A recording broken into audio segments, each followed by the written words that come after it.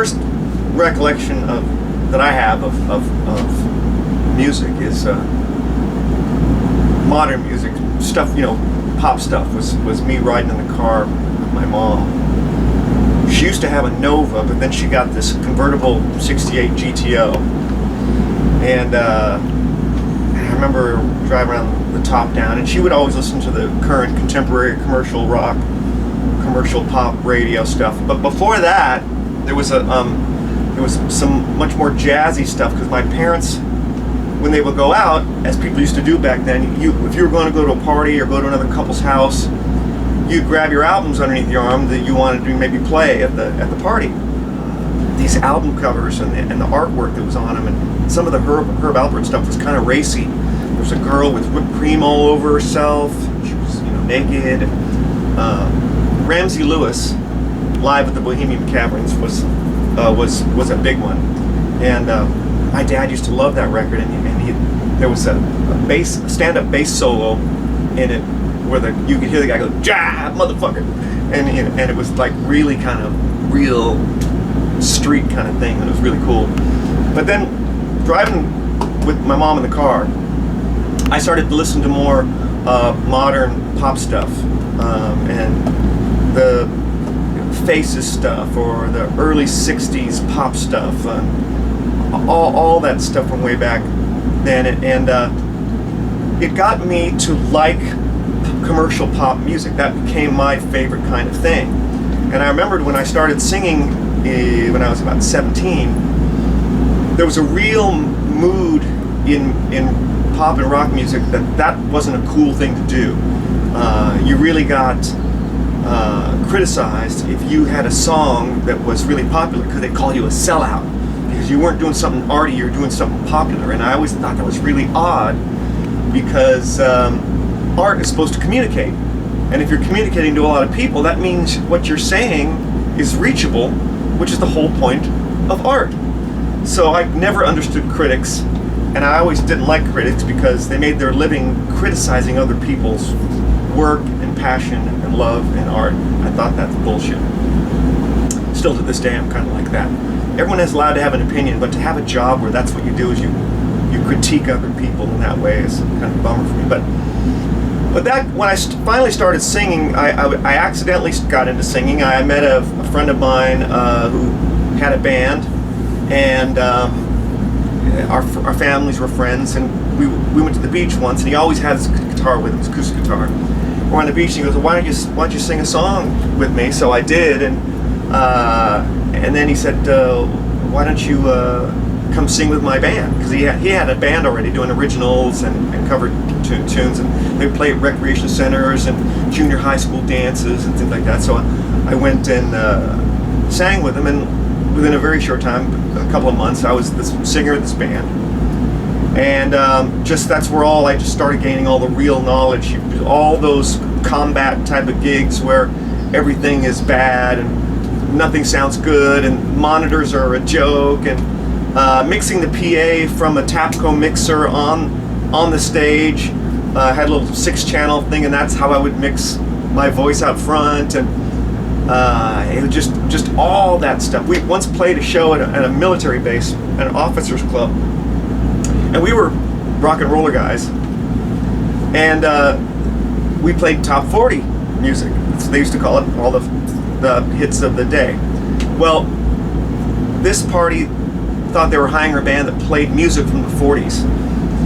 And so we had to play like Roll Out the Barrel, for 10 minutes at a time. And but you gain experience of how to handle a crowd, how to get past obstacles, how nothing can stop the show. The show must go on. And that's always been something that's been carried through for me. Then made my first record as a 45 in Manhattan Beach. Did a ballad and kind of I think it was a cover song for the first band I was in, and that was an interesting experience. And then I was doing cover bands, making a living. Moved out of my dad's place, was making a living, and then I think I answered an ad.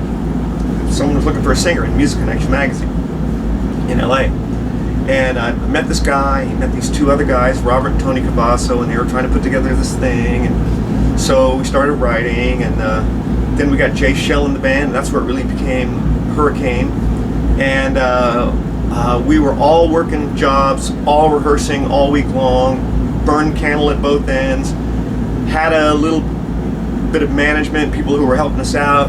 We got to make a demo, someone invested some money. We got turned down by every label, and then we decided to, this wife of one of the owners of this small label heard about us and told her husband, "You got to go see these guys," and so he did, and we got a distribution deal.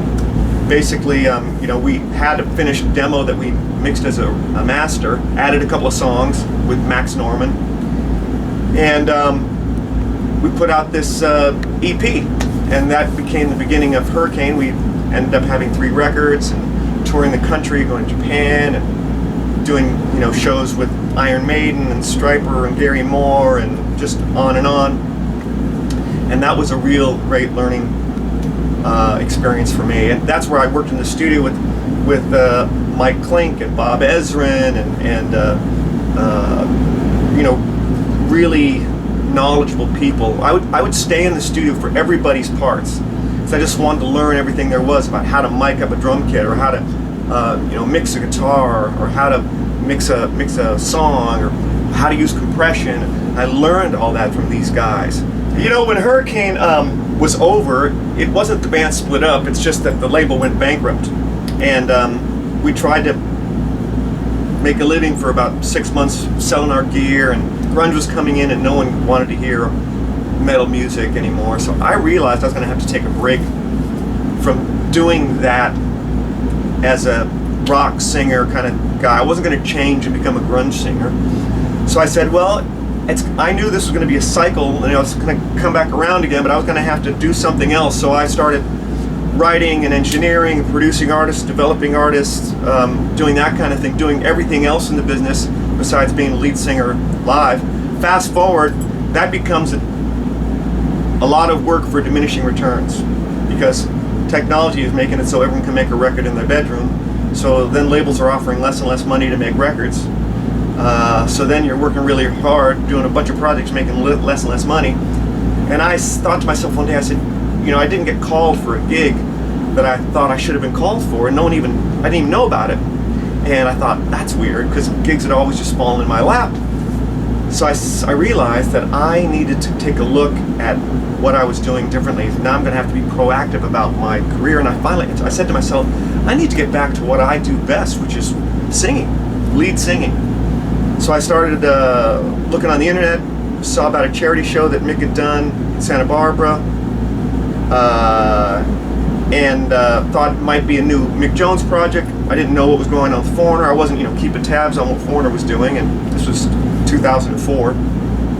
But I knew people, so got in touch with management. Unbeknownst to me, I found out later they were kind of starting up the gears again of Foreigner, trying to kind of reform or get this band going again, and that's a big project when they've been dormant for 2 or 3 years. So, but eventually I got to rehearse with the band, and we played for about an hour and a half. That was with Jason Bonham playing drums, and some of the guys from back in the '90s, Tom Gimbel, and I remember I got home at 6 p.m.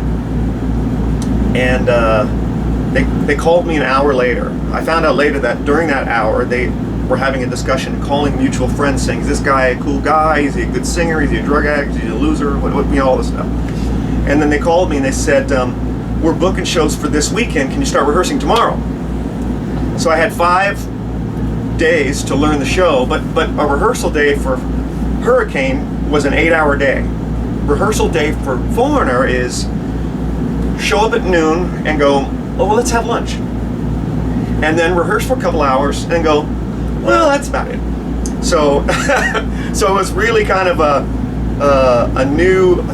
full throwback into 100 miles an hour after not being on the road for 14 years, and it just took off like a rocket, and it hasn't stopped since. And it's just really mind-blowing to me.